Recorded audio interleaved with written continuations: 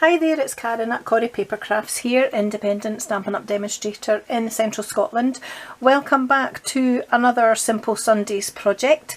The simple part of the project is really this tag here to go on my Mother's Day gift bag, but I thought, you know, it's quick and easy to make as well, so I'll just show you them both. So I made the bag using the Pleased as Punch Designer Series paper. I'm on a bit of a theme just now with my colours and my DSP, and also the Timeless Tulips stamp set. I want to get quite a lot of use out of it between Mother's Day and Easter because it is absolutely perfect for those. It's a photopolymer stamp. It's in the new Spring Summer mini catalogue, but it can be used as a sympathy card or to make a sympathy card. May the memories of yesterday comfort you today. But it does have an Easter greeting here: get well soon, happy birthday and happy Mother's Day. So we're going to be using this tulip here and this stem here and the happy Mother's Day as well. So I'm going to show you how I made it. So I'm going to pop this to the side and I'm going to show you what you need. So you're going to need a piece of DSP which measures 11.5 inches across the way. So keeping your pattern up and down, if it is a directional pattern, which this is, 11.5 inches this way and 11 inches up and down the way. And we'll quickly do some scoring because I'm filming a few videos today and it's really not a nice day at all. I've got my lamps on, my desk isn't that big, so I'm apologising for the glare that you might get, so we'll just do the scoring really quickly.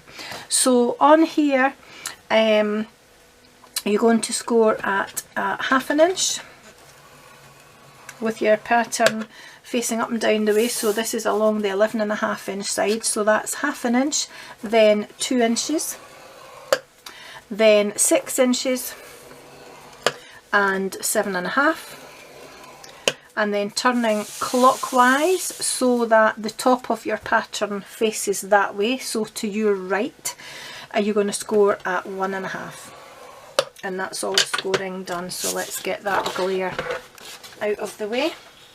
So burnish and fold on all your score lines.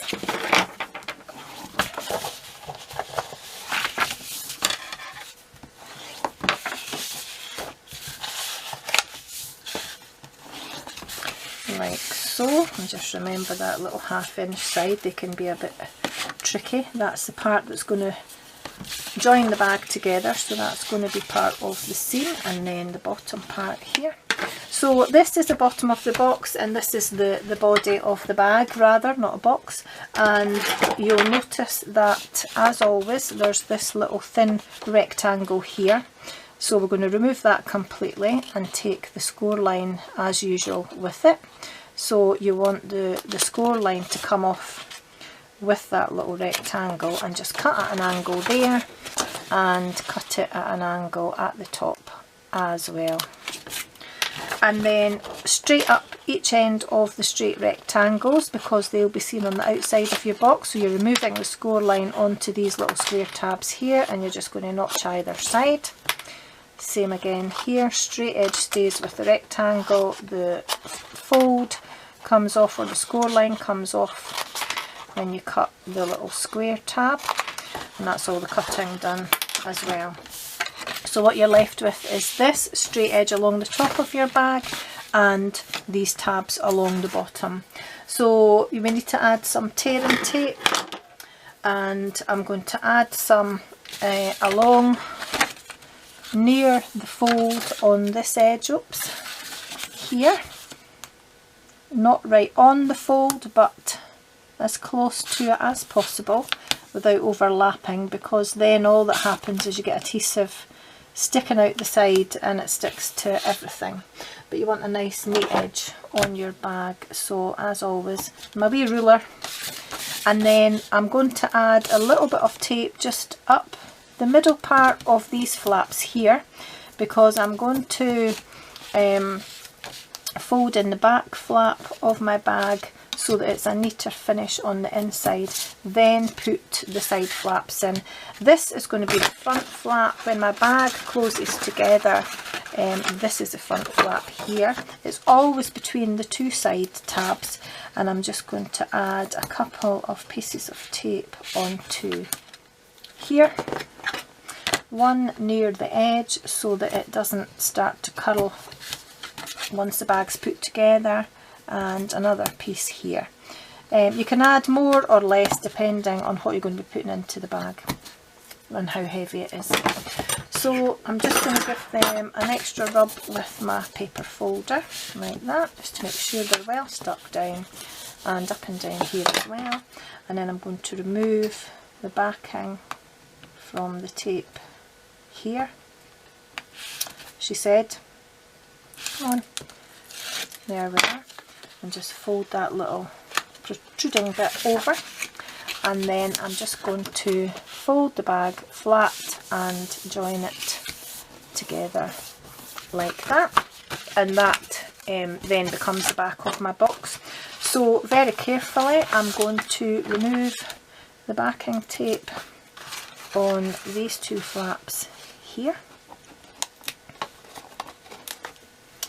There we are, and I know it's kind of close to the camera, but I'm going to fold in that back flap, just keeping the bag square, and then fold in these two side flaps and just let them gently take hold of the back flap.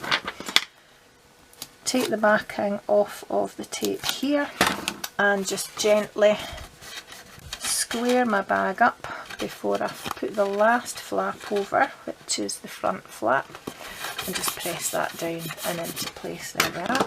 And if you've got any furry little corners like I've just noticed there, just snip them off with your paper snips.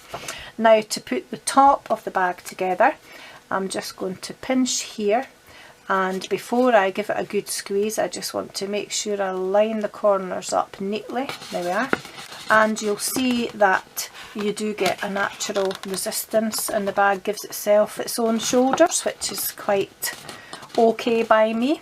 But I do want to put a hole in the middle using my 1-inch circle punch.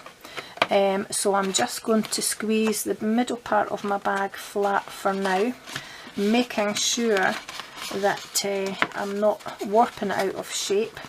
Put my 1/2-inch circle punch in as far as it will go, just eyeball it in terms of being in the middle. It doesn't have to be exact, you can measure it if you want.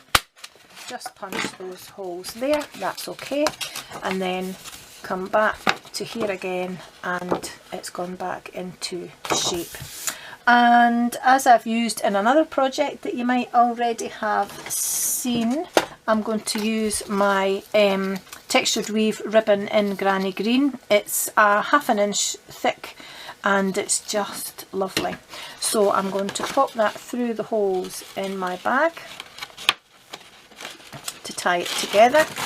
I have made this bag before. If you've watched some of my earlier videos, you'll have seen this bag being made already, but I really like it and I think it's nice. It's a nice size and I wanted to make it for one of my own Mother's Day gifts, so I thought I might as well pop it in the video.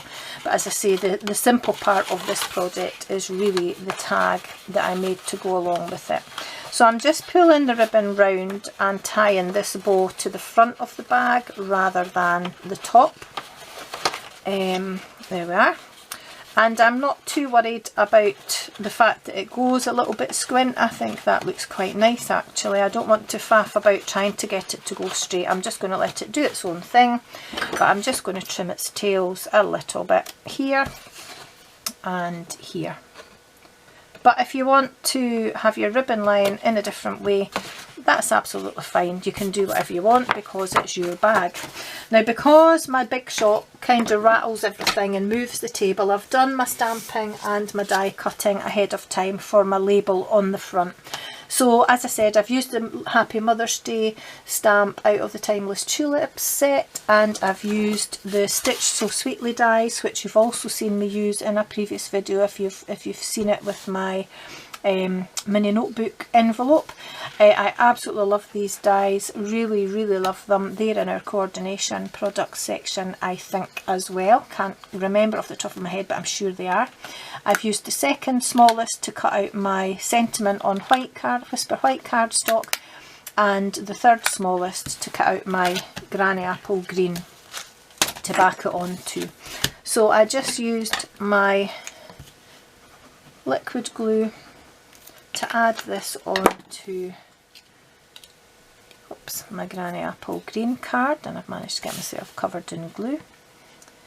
And the glue just lets me make sure that that's completely centred before it sets. I'm just going to make sure. Oh, now I need to bring in my adhesive remover once that's dry. Oh no, that's it, I've got it off. Just make sure that's straight. Oh, do you ever find that you try to straighten something up and you make it 10 times worse than you probably should have left it in the first place? That's still not centred and straight. I think that's it now. It is for now. I'm not going to mess about anymore because it's just going to keep going up and down and up and down. So I'm going to grab some dimensionals to put on the back of here. No, that's my mini ones. I want my big ones. And I know that they're here because I've just had them in my hand, but I've been pushing stuff on top of them.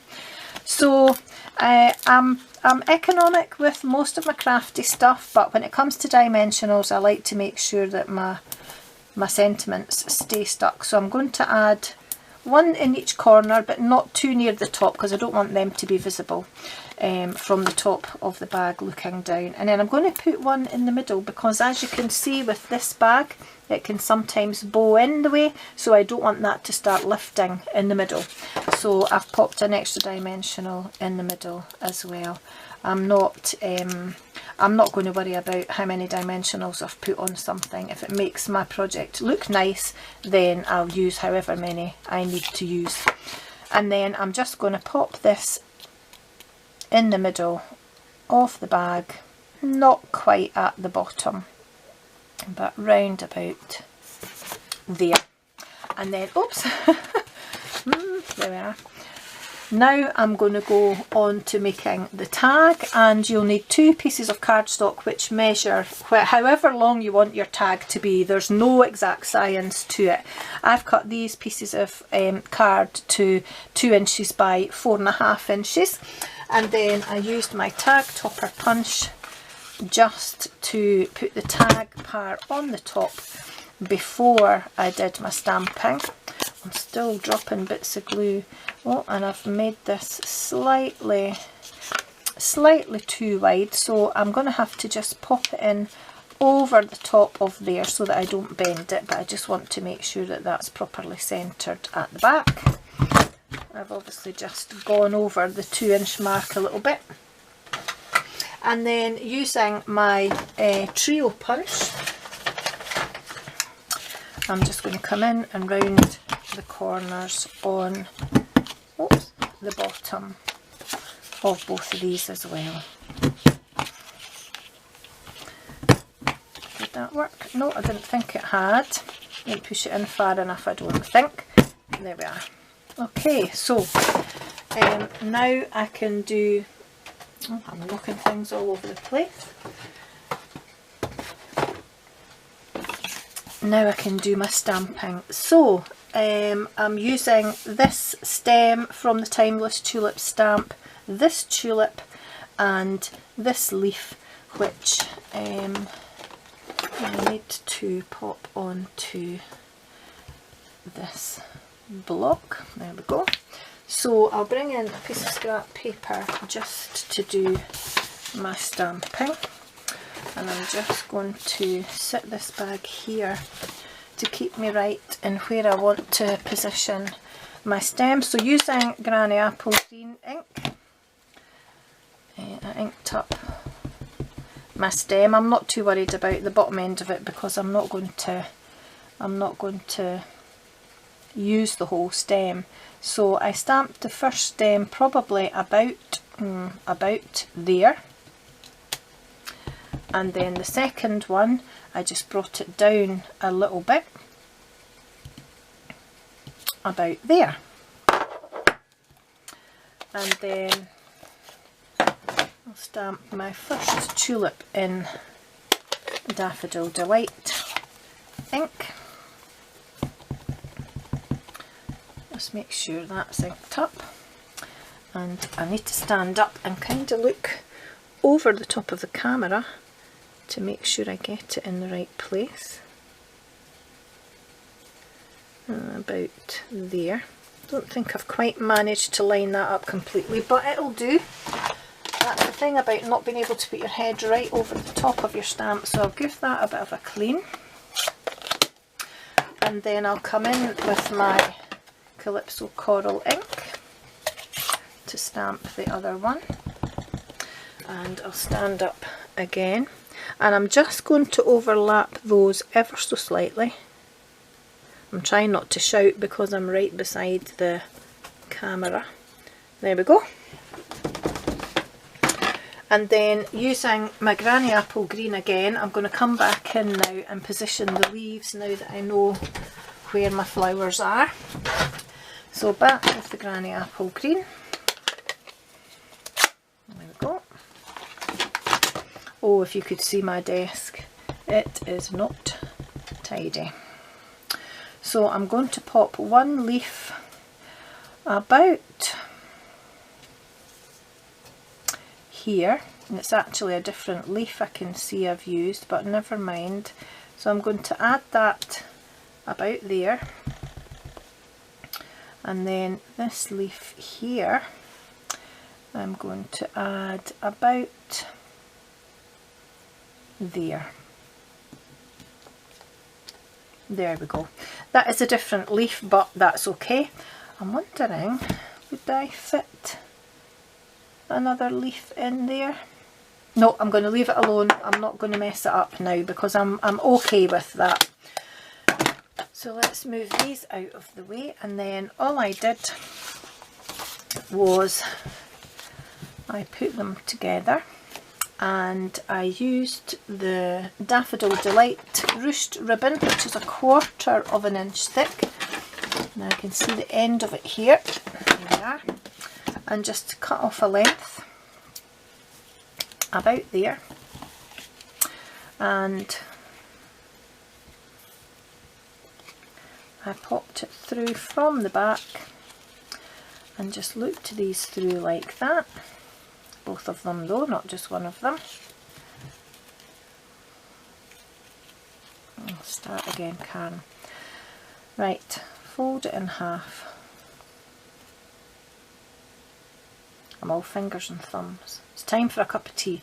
When I finish this video, I'm going to make a cup of tea. Through from behind, there we go. And then cut both of them. Okay. Or maybe I put it through from the front in that last one, but it doesn't matter. And then all I did was I also just popped part of the ribbon through the hole in my bag and tied it in a double knot at the top of the bag just to hold the tag on.